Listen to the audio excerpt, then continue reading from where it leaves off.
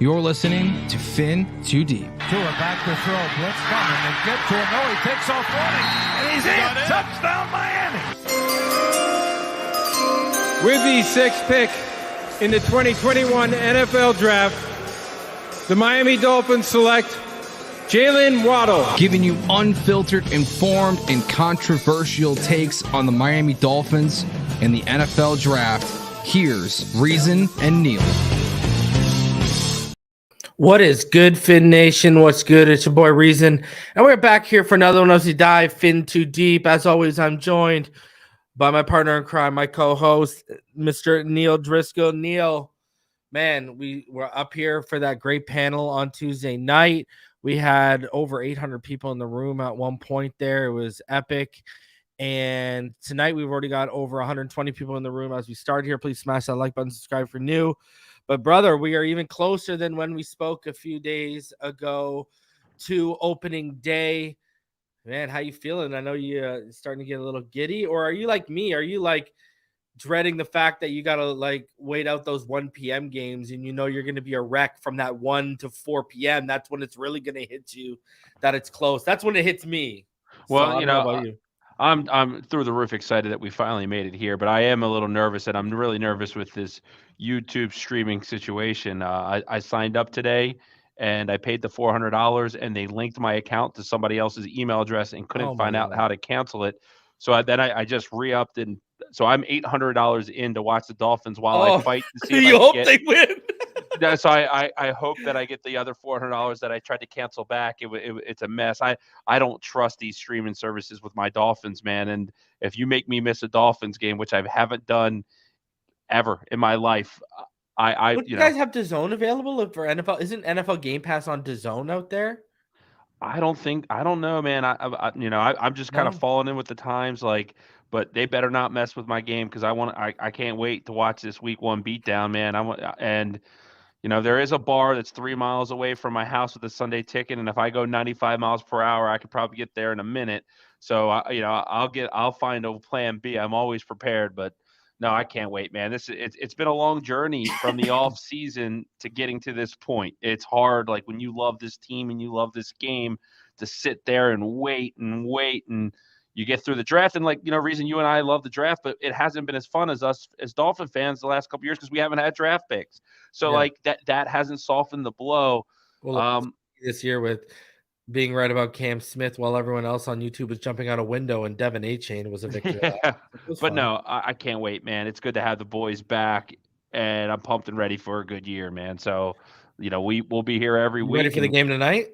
Yeah, man, I'm excited. I think it's going to be fun. I think what happens a lot of times we crown these teams too soon. I think the Lions could be in for a beatdown tonight. I like the Lions, and I think the NFC's weak, but this isn't playing the Chicago Bears or the Green Bay Packers. You're playing Patty Mahomes and the Chiefs in the opener. You got Travis Kelce literally begging the coach and training staff to let him play. I just think it's going to be awesome, man. Fantasy football drafts all week.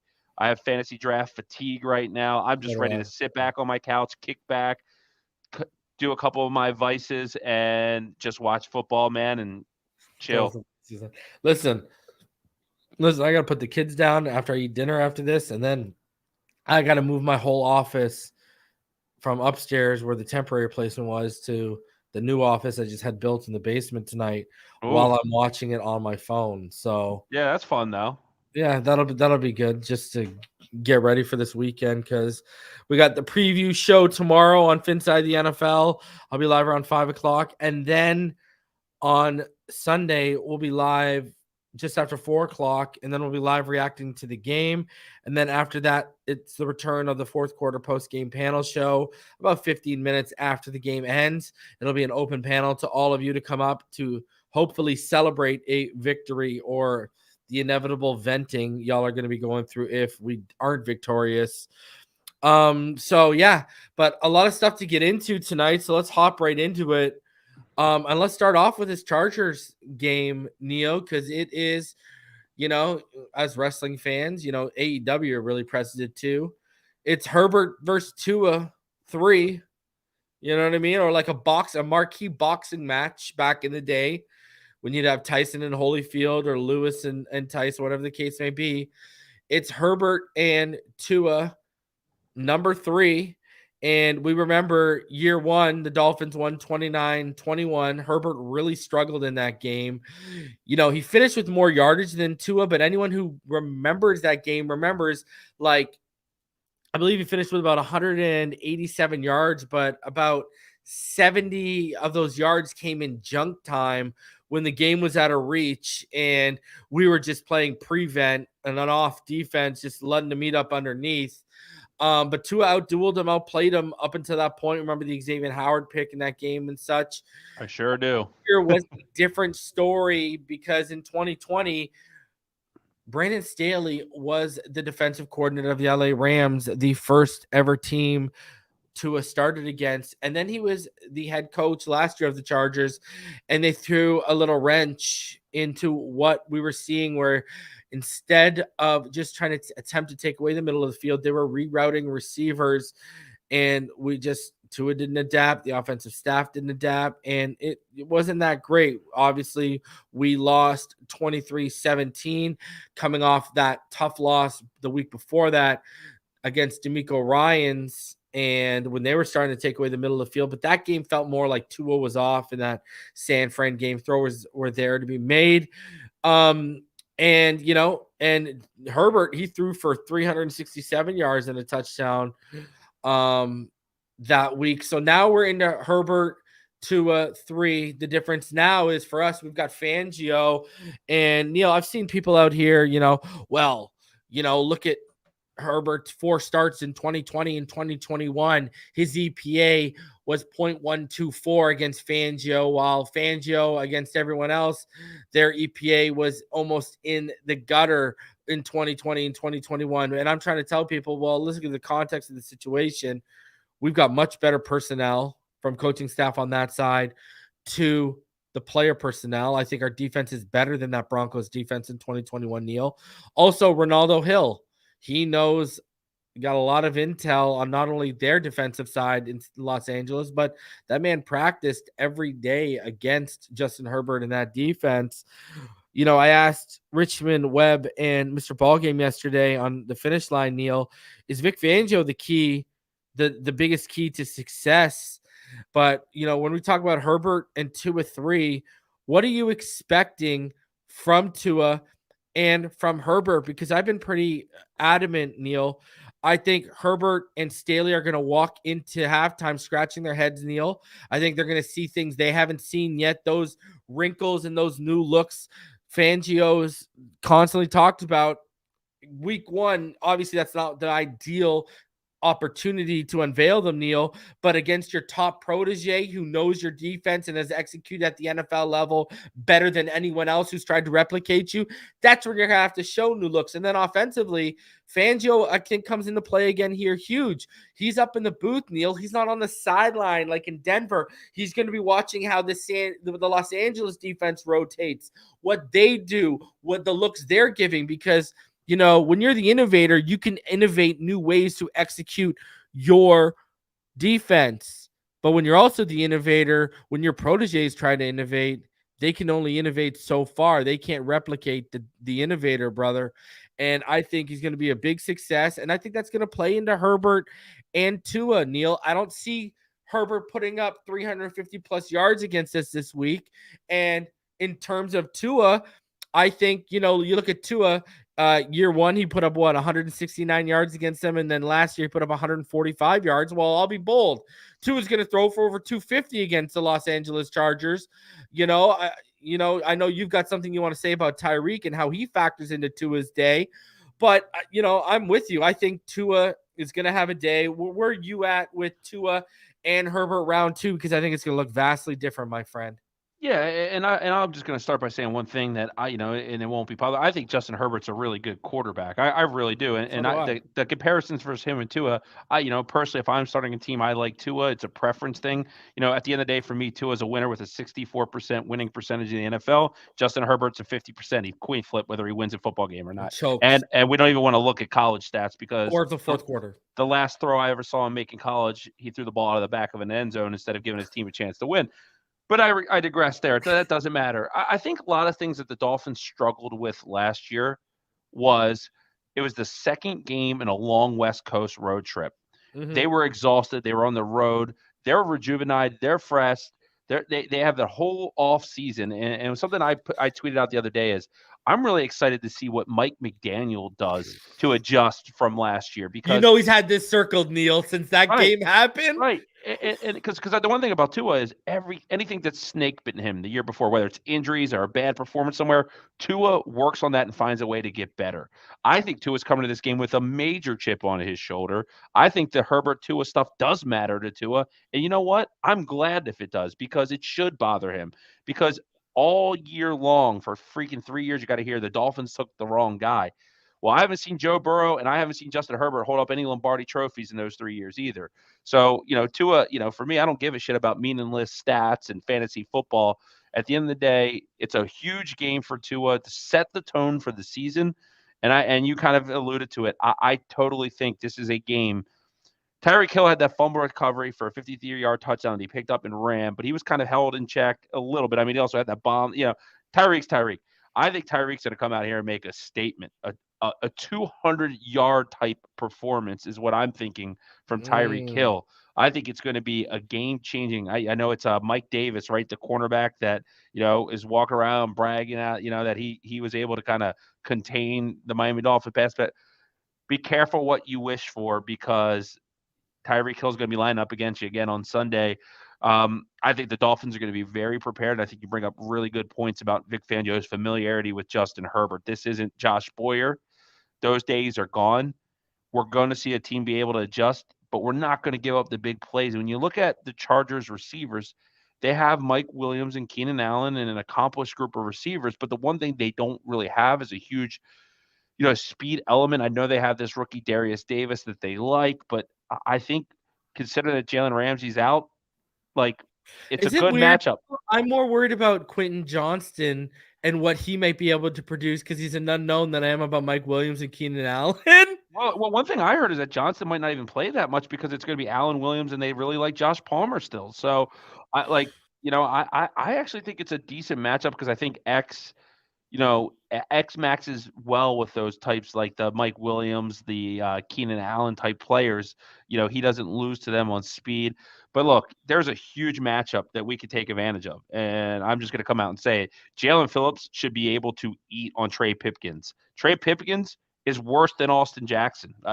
He is not a good right tackle. They have a great center, good left tackle, great left tackle. I'll give them two great players.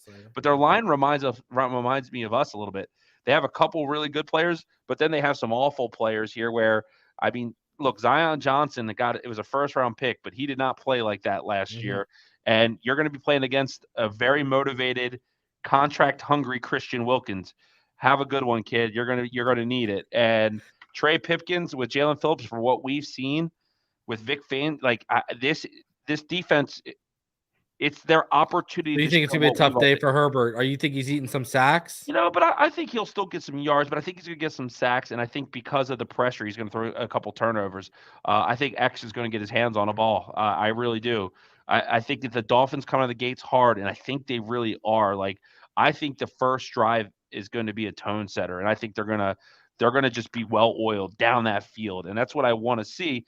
Look, I understand that Bosa – because I'm also counting on Terron Armstead not playing. I'm just going to be yeah. So, Khalil Mack and Joey Bosa, it's a good tandem, very formidable tandem. But I also will say this. They could both be injured by halftime, though. Let's be all that and Khalil Mack started the season like gangbusters last year, but he really slowed down as the season progressed. I say this to about a lot of people, how much gas is left in the tank, right?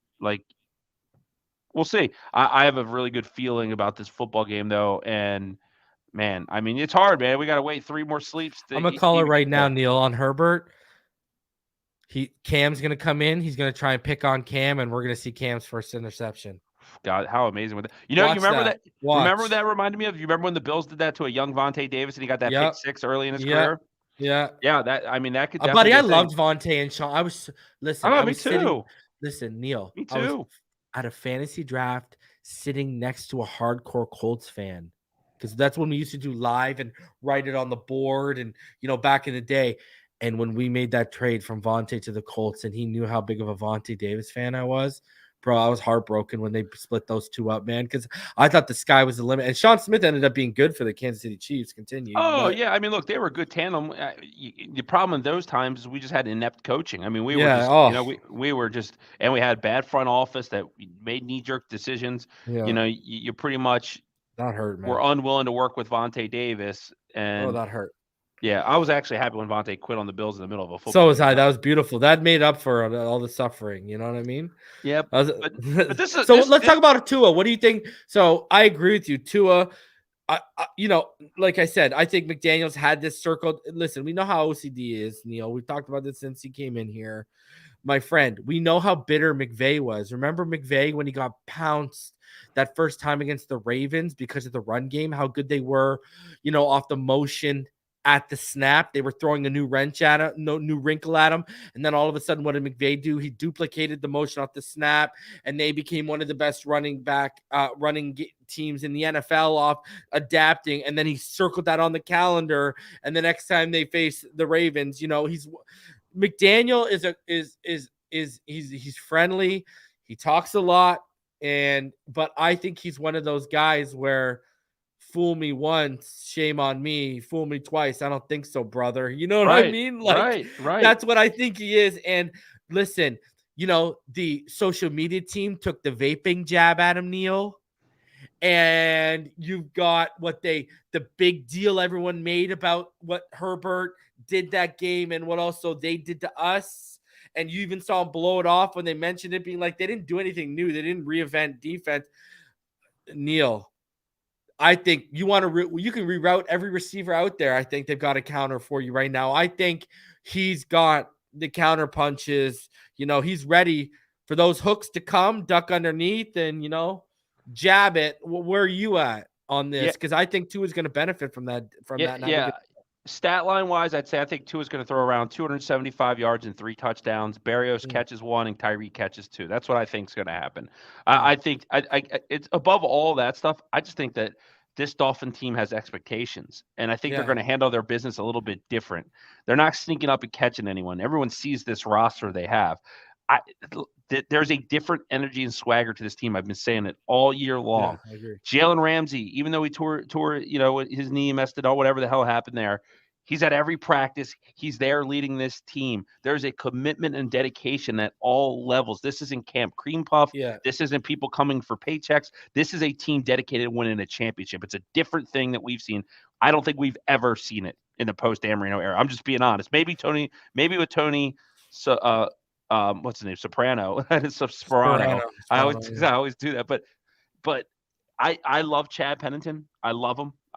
When in a short period of time, what he did here was pretty magical. I got to give him credit for it, but I never felt championship with him. That MVP conversation that he was in, and everyone loves that year, where I think Ronnie Brown was a bigger factor with the Wildcat. He didn't even throw 20 touchdowns that year. 18, right? So what are we talking? And Tua, we're all expecting. I heard some of y'all numbers on Tuesday: 36, 38, 39 touchdowns to 6-8 interceptions.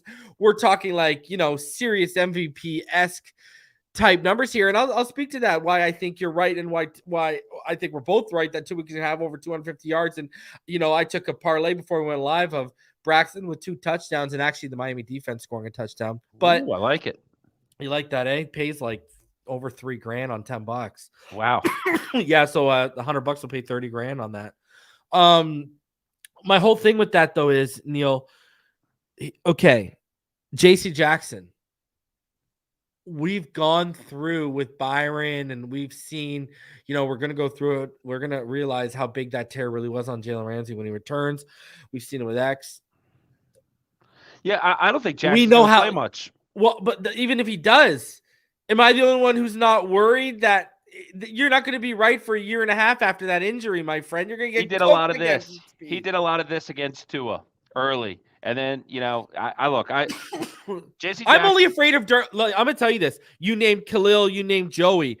I agree with you. One of those guys could get the better. I'm actually more worried about Austin Jackson than I am Kendall Lamb from what I've heard privately. I think Kendall and Isaiah can hold that left side down, at least stabilize it a little bit. But the guy who worries me the most in that defense when he's healthy and he's at 110 is Derwin James. Yeah, I he's think he's a you're unicorn. talking That's about why yeah, exactly. he's That's a one it. of one. He's a great player. He's That's an the player amazing I'm worried football about player. most, to be honest with you, man. Yeah, God, I'd love to get our hands on him somehow and pair him with Javon Holland. Good Lord. Awesome. But he is good. But you know what?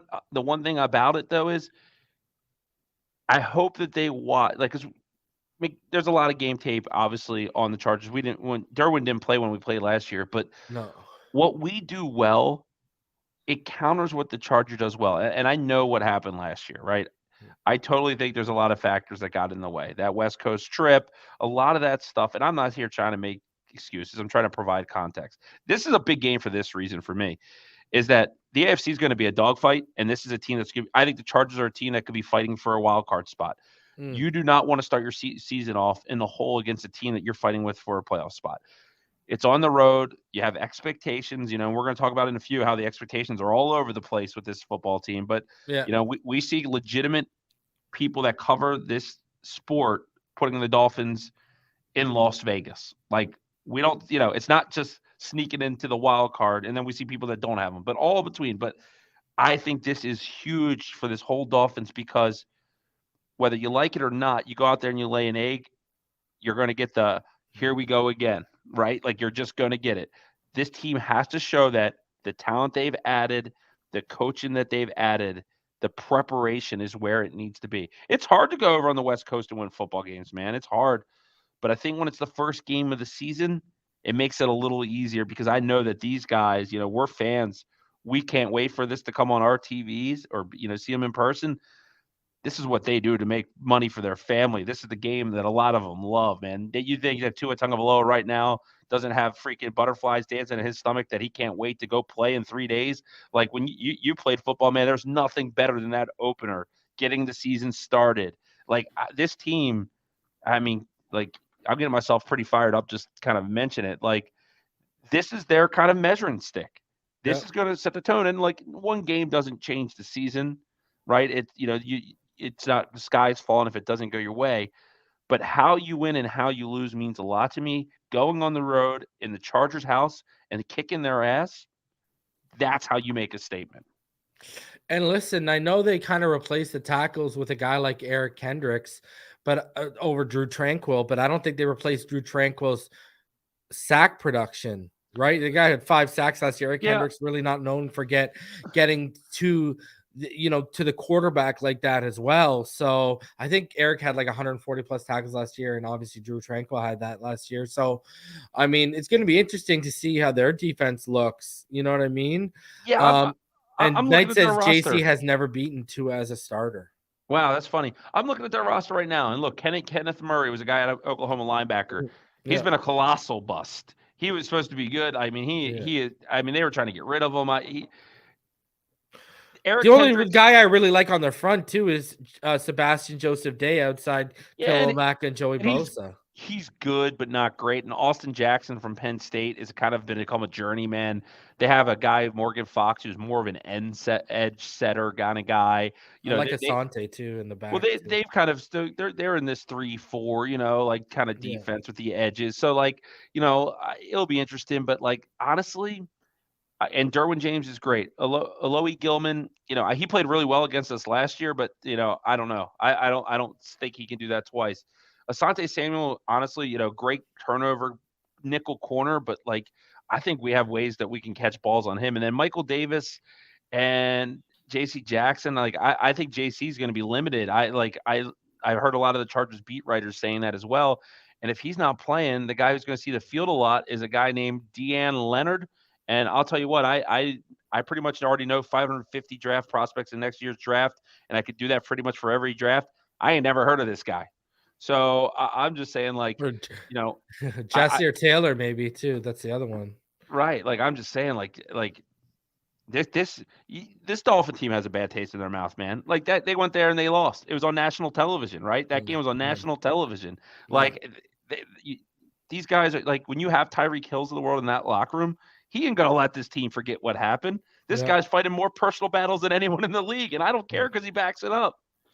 I love it, man. Tua versus Herbert 3. It's only a couple days away, but let's keep rolling off of something you mentioned there.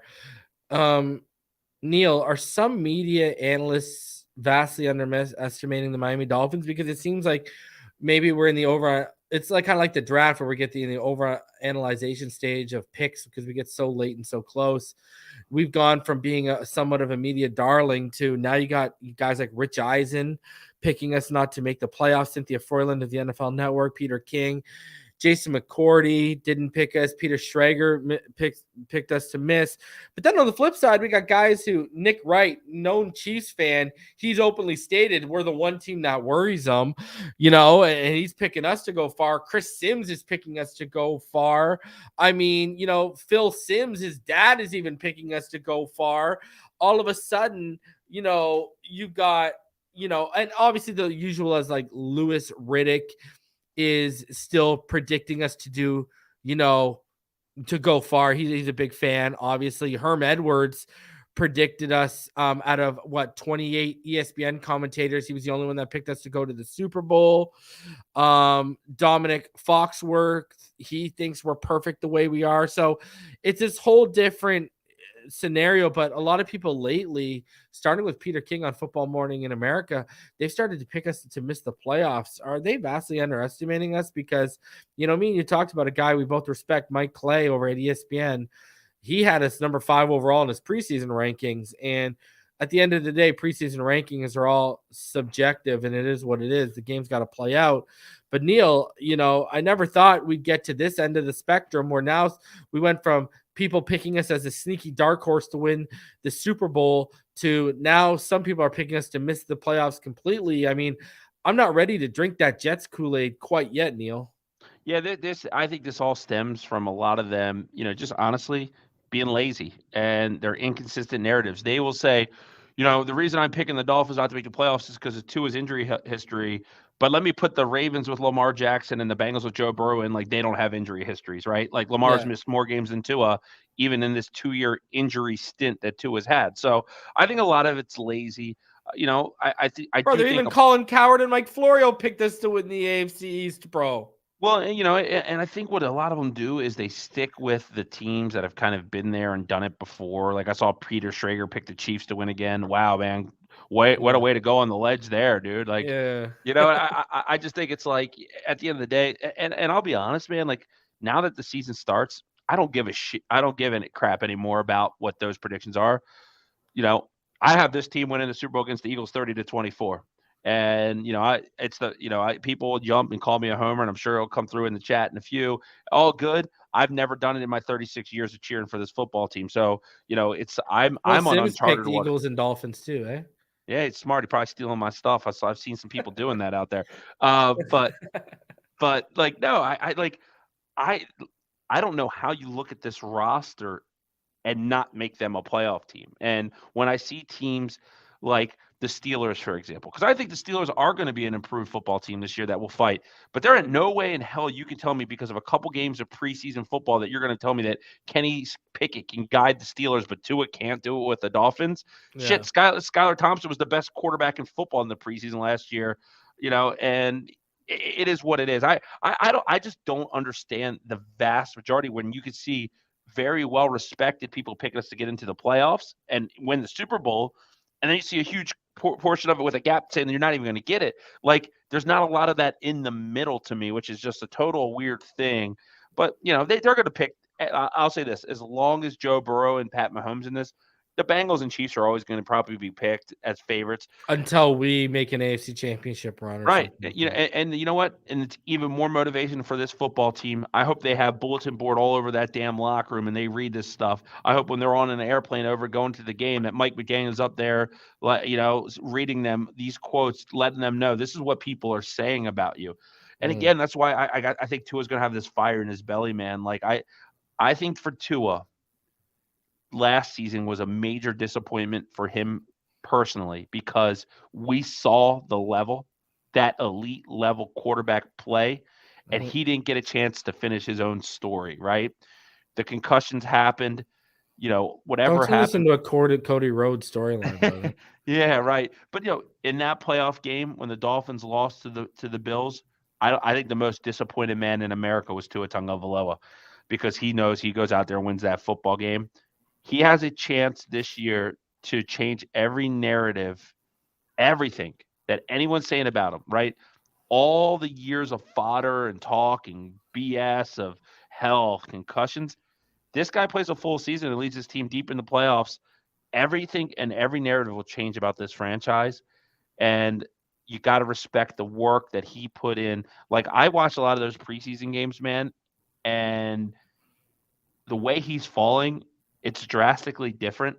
At first, when I first heard it, I kind of thought it was hocus pocus. Mhm. It makes me really excited to see how serious he took it. And man, I'm a Miami Dolphins fan first and foremost.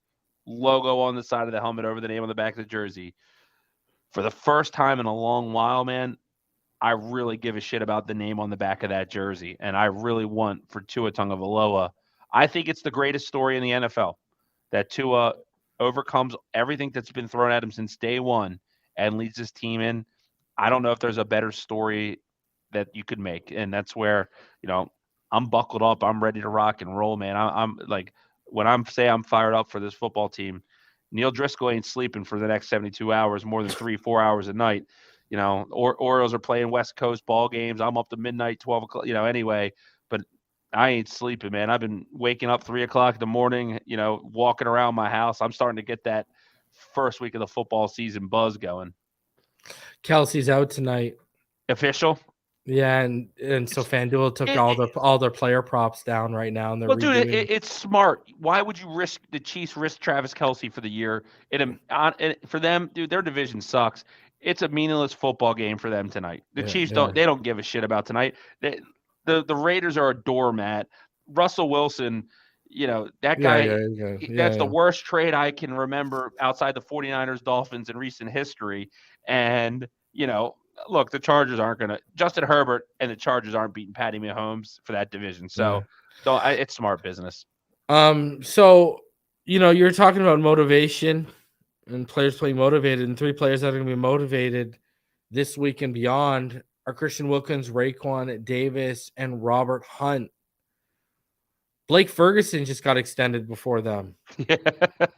I did not see that coming. Who do you think gets extended first out of these 3? Because I'm going to go out on a limb.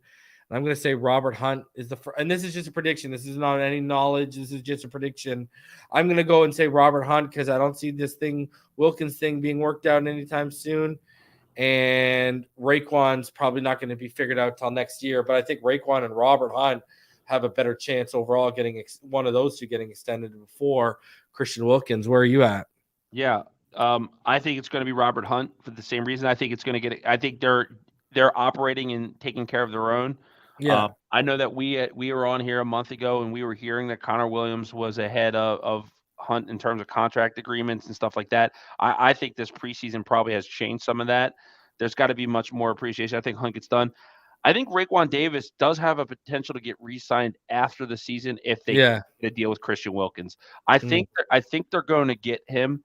I think they're going to get the deal with Wilkins done. I really do after the season. I think common ground will be worked. I think Christian Wilkins is going to play extremely well this year and might earn some extra dollars here. So I have a feeling that it will all work out. But I'd say Hunt, Christian Wilkins, and Raekwon. And I think Connor Williams is going to be a goner regardless of what happens this year. And then one thing I do want to say is I see here in the comments we have a Chargers fan running rampant here, running his mouth a little bit. How's that Lombardi Trophy case looking for you, buddy? No, don't worry, bro. All they got in there is Justin Herbert's Pepsi Rookie of the Year award. That's all they've got in there. Yeah, right. No, I just had to throw that out there. I ain't letting someone come in here and take cheap shots at the Dolphins. All right, so continuing on here, interesting thing in The Athletic, they came out with their predictions article, and I want to go over 2 portions of it here for everyone, Neal, because it's quite interesting here to see again the parody that shows up here. Check this out here. So a portion of it says which 3 teams will surprise people in a good way, and you see the Dolphins. Right there, They had the 5th most votes at 3. Cleveland and Detroit had 8. Seattle had 6. Jacksonville had 5. Pittsburgh had 4. Washington had 4. And then Green Bay and Miami had 3, right? So, and then the little portion down here says, the Dolphins came up quite a bit in both of the final categories. On the positive side, the conversation surround their offensive potential behind a healthy Tua Tagovailoa. They've got a lot of skill, one assistant coach said. If they're rolling and they're healthy, it's going to be hard to stop them. A head coach added, that's a big deal getting Vic Fangio. They're already good on offense. They'll be good. Now, which 3 teams will surprise people in a bad way out of 18 voters? And there are the Miami Dolphins getting the 2nd most votes, tied with the Buffalo Bills and behind the 49ers, the Packers, and the Cowboys, who got 5. And in regards to the Miami Dolphins, this is what happened. The Dolphins have acquired a lot of high-end talent during Mike McDaniel's first 2 years as a head coach. And this is what one executive said. Too many stars could be too many egos, and you wonder how a young coach will handle that. Who are they talking about here, Neil? Because with the ego we've added is Jalen Ramsey, and he's not even starting, and he's been down since day one. He forced his way here. Yeah, he forced his way here. Him and X are basically buddies. They do everything together. He's shown nothing but leadership. They did the same song and dance, Neil, about Tyreek Hill. But okay, let's go beyond Jalen Ramsey.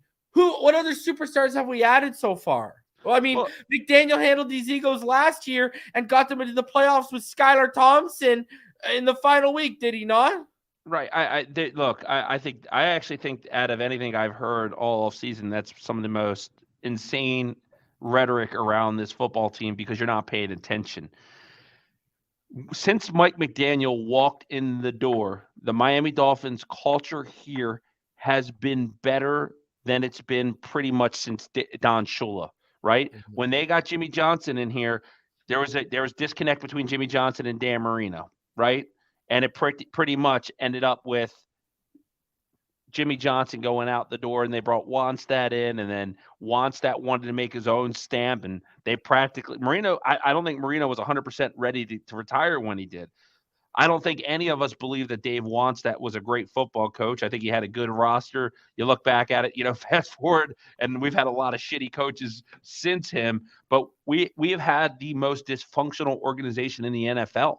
And Mike McDaniel came in here, and I was worried about Tyreek Hill. I'm not going to act like I wasn't, but Tyreek Hill has come in here and been a model soldier to this team and a tremendous leader.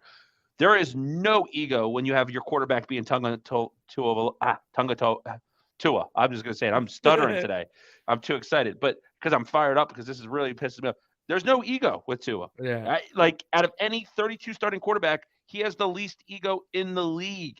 And you've seen these people gel. You see Bradley Chubb and Jalen Phillips becoming the best 2 friends that anyone ever had together in the offseason. You see Jalen Ramsey on the sidelines after getting disappointing news. No crutches, cheering on his team, coaching young players.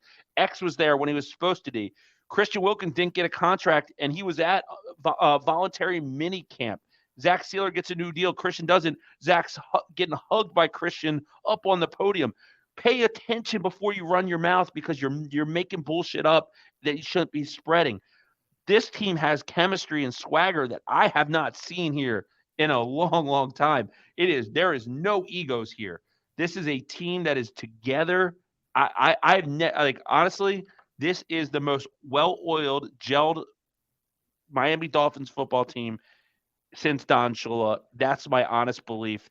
That executive is probably the guy who was on the Arizona staff and decided to give Kyler Murray the bag. That's probably who that is. Or on Houston staff and decided to give us, what they gave us for Laramie Tunsil. Because that is just asinine to think about the personalities not gelling. Because then again, you don't hold the same standard to a team like the Eagles. You don't hold the same standard to other teams. You just pick and choose where you throw this. And rhetoric. They added a lot of big guys. Even the rookies have egos that they added over.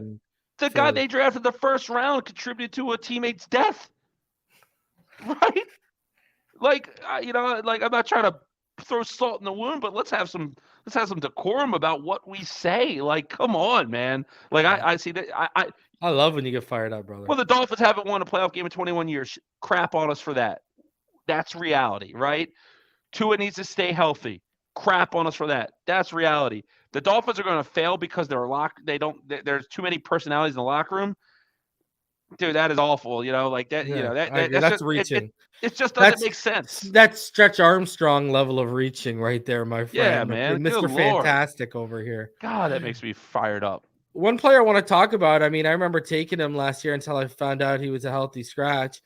Erik Ezukanma. Do you think he's in, we got a little taste of what he did in the preseason when some of the looks, that Debo role, if you ever saw it, there it was. And Frank Smith said, that he's been using a variety of roles and had a good offseason. He said his ability to make plays in space stands out. And he said they're hopeful that this season will showcase all the things he can do. And you look at big body receiver, Ezukanma fits that. And, like Kevin Dern was up here and said, and, I've heard the same thing. He's going to take a lot of those Trent Sherfield snaps. I love that. Is this someone you would recommend Dolphin fans not to sleep on, and especially when it comes to betting on Sundays, I think too. But where are you at with Erik Ezukanma today? Because, I think, we saw Chosen get released and then come back on the practice squad. It's evident Braxton is 3, and we all thought Ezukanma would be in the battle for 4 and 5, Neal. They clearly locked in with Ezukanma in that 4 spot over a guy like Robbie Chosen. They have so many unique players that they can have unique packages for. Devin A-Chain, Erik Ezukanma. You have Tyreek and Waddle could do everything, right? We know that. Berrios is lethal in the slot, right? That's his niche. You have A-Chain who could catch a ball in the flat, make 10 people miss, and run 75 yards in a blink. I think Erik Ezukanma for us is going to play a Deebo Samuel role, meaning this is what I mean. He'll get the ball on reverses. He'll get short passes in the flats and run people over. He's our most physical player. As Kevin Dern said, the Trent Sherfield type of role, I feel like that's perfect for him. And when you have so many players that have carved out niches, right? Like you have a lot to prepare for as a defense. And you're trying to prepare for those while you still have Tyreek Hill and Jalen Waddle on the outside. You got to ignore some of these players. And I think Ezukanma is a guy that's going to take advantage of that. And I know you're a big fan. I'm on record to say that I think when this season's done, heading into next year, it's Tyreek, it's Waddle. I'd like to keep Berrios on another year deal for cheap, but I think Erik Ezukanma is going to be the clear number 3 receiver for this team. I trust Wes Welker a lot. Out of all the coaches we've hired, that was one of my favorite hires, man. Not just because of the player. I like him because he's gritty, he's scrappy, and that's how he's going to teach his receivers to be. He pounded the table for this guy. I have nothing but high expectations, meaning that this guy could pull in 5 to 7 touchdowns this year, and that would be really, really good when you look at the landscape of this team. You talked about packages, and I reported weeks ago that I had heard privately that they want to give 21 and 12 personnel looks out of 11 personnel. Right. And Ezukanma is their key to that. That's why they've been, that's why he's been working with John Embry and Frank Smith and, and working with the tight ends, trying to get better. He hasn't been sitting in on meetings, but he's been working with them while he's been on the field because they're trying to get him in that role that Cooper Kupp can, that Cooper Kupp role, et cetera, because Cooper Kupp was given tight end responsibilities. People don't realize how good of a blocker Cooper Kupp is, right? So, yeah, I think with Ezukanma, there's a real big role with him, and I'm with you. I hope they can keep Berrios on the cheap. But my thing is, and I've said this publicly, I think Berrios is going to have a career year, and he's going to have the potential to get paid somewhere else, which is going to suck. Right. Because if we could keep those 4 as our top 4, and Berrios is the 3-4, and Ezukanma, 3A, 3B with Ezukanma and Berrios, I think then we're just supremely freaking deadly. But Ezukanma is definitely in the future. And I remember last year, my friend, what was I telling you when you were hitting that panic button about Ezukanma a little bit? Wes Welker ain't going to screw this up, man. Wes Welker, he went to Texas Tech. He knows how underdeveloped these guys are when it comes to running routes and all that and the route tree and stuff. He's taken his time. Him and Frank Smith have molded this guy. And, Frank Smith even alluded to, Neal, when they talked about how they haven't, even with the depth chart, they haven't released everything because they wanted some surprises for the Chargers.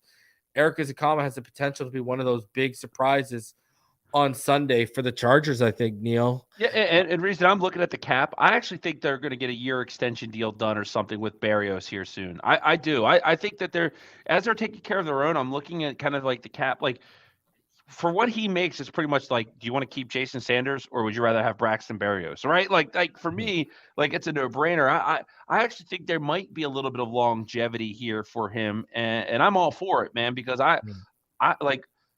You win by having players like that, right? Like you win by having players that do their job and it's a good ROI for you, right? You invest a little bit of coin in them and they give you more than that.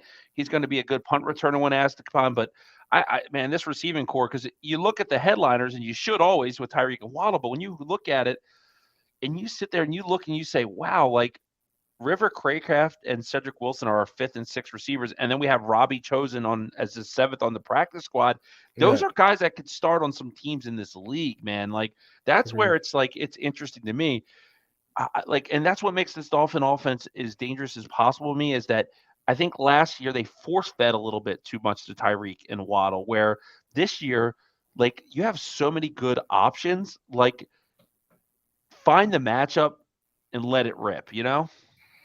All right. Is the writing on the wall from Emmanuel Ogbah in this piece right here by Barry Jackson? It says the player with the Dolphins' highest base salary this season likely won't be on the field when Miami takes its first snaps in Sunday's opener against the Chargers, but Emmanuel Ogbah is fine with that. He says he has embraced a role that involves coming off the bench and playing multiple positions in new coordinator Vic Fangio's defense. Ogbah, who's set to earn $15 million this season, the highest 2023 base paycheck on the team, in the second year of a 4-year, $65 million deal, said he will split time between playing outside and inside. The role is a little bit different, quote unquote, from the way previous coordinator Josh Boyer used him. But it's kind of the same concepts, Ogbah says. I'll be rushing. Now I'll be dropping into coverage too. That's a different part about it. And I'll play inside and outside. He said he will be standing up a lot more as opposed to being a hand in the dirt defensive end, which is how Boyer usually deployed him. Fangio has said that Ogbah can play with his hand in the ground at times. I did it in Cleveland. I don't mind it, he said, of standing up before the play. Oh, let me bring that back. Oh, what did we do here? What did we do? Technology, man's best friend, man's Yeah, worst I know. enemy. I know. Let me bring that back. Hold on. But no, to your point, man, I think Emmanuel Ogbah's already got the U-Haul rented out for next year, man. He knows it's over. If the Dolphins could save $15.8 million for releasing them in the cap situation they are, that eliminates almost what? So that eliminates 65% of their deficit. Like, of course he's gone. And I don't want to take away because Emmanuel Ogbah is a good football player who just got a bad contract. You know, there's another guy that's got to have a chip on his shoulder, man. Like, he can help this team a lot this year by doing the things he did before he got hurt. Like, eye on the prize, you're getting compensated as a premier football player. You're probably not going to have a premier role. Make the most of your steps. If Emmanuel Ogbah plays at the level he did prior to his injury, this Dolphins defense that we all think is going to be really, really good, if not great, is going to be even better. Yeah, but there's a caveat to that. So if we continue on here, he says, like he even said it, I did in Cleveland. I don't mind it. I like my hand in the dirt, but I don't mind it. I'm getting better every day in a 2-point stance. And then how did Fangio explain his new role to him? His deal is trying to put the best players in the best position where they do best. He told me your role will probably be a lot more edge inside as well. He said he's excited for the challenge. He's getting better every practice. He said he prepared for the role by studying tape of others asked to carry out similar assignments in Fangio's defense, including Aldon Smith, Von Miller, and Bradley Chubb. All right, so he earned that big contract after back-to-back 9-sack high-impact seasons, but had only 1 sack. And then even saying here, to finish it off, with the money handed out to Zach Seiler, Raekwon Davis coming up, Brandon Pilley coming up, look at this. What does Ogbah tell people who ask him what position he's playing now? He says playmaker. Like, he doesn't even sound like he knows what position. He doesn't even sound firm, right? And next season, he got a $14.9 million salary that is entirely non-guaranteed, putting him in serious jeopardy next March, considering we are $25 million above next season's cap. So let me ask you this. Let me be flat out. If there is something on the table, it doesn't have to be a running back, but something enticing to upgrade somewhere. Does he even make it past the trade deadline potentially? I mean, I think he could be. I think this is something where it could be. He could be. Listen, you talked about if he gets back to what he was, but still, where are the snaps going to come from? Like, Right. how much rotation are they going to put in behind Bradley Chubb and Jalen Phillips? And then you even got to vie for that rotation with a guy like AVG, who looks better right now coming on the outside than he does as an inside linebacker right now. You know what I mean? Like, my whole thing is, where are the snaps going to come from? Yeah. Well, look, dude, he's here because of the contract. Like, right? Yeah, Like, that's it. We know that. they're trying to square peg round hole him right now to give him some type of value. I mean, they would lose $4 million in cap space to cut him, right? And if they trade him, let's see, they could get 11.2. Nobody wanted that contract, right? Like, that was the problem. I feel like they'd probably have to do something where But that's what I'm saying. If he showcases up until the deadline, you know what I mean? Then you move him. Then you move him. That might be your chance to move him for a good player. You know what I mean? You move him and you bring in Josh Jacobs, right? Like, that's what you could do. The contract would pay for the running back that you want to get at the trade deadline. That's what I believe. So, yeah, I'm not going to crap on Emmanuel Ogbah because he did some good things here. It was a pleasant surprise. That year we signed him and Shaq Lawson. I thought Shaq Lawson was going to be the guy of the two. It was Emmanuel Ogbah. He severely outplayed him. He did a lot of good for this football team. I think he's a good football player at like $7 to $8 million a year, right? Like, when you're paying him $17 million a year and ask him to stand up, the difference he has with Alden Smith, Bradley Chubb, and Von Miller is he's nowhere near the athlete that any of those guys are, has the athleticism to set the edge and bend like those players, right? So, like, he's a fish out of water, unfortunately. I don't think that he is going to get a lot of snaps because even in the preseason against third stringers, he was struggling to generate a pass rush from the 2-point stance. And I think it kind of sucks because I think his best value is being a rotational defensive lineman on that defensive front, spelling a Wilkins or a Seiler. The bad news for him is those two dudes probably have unmatched motors in this league, and they're not coming off the damn field for Emmanuel Ogbah. And so if they could get something from I think they'd even do something where they would trade Ogbah in a fifth for a 6th-round pick just to get rid of the contract, right? I think they would do that. I mean, it's heading to a divorce after the season if he's on the roster. It's an unfortunate thing. He's really a fish out of water. That was a contract, if you remember, that was the first move we made that year. We signed him 4 minutes before free agency kicked off.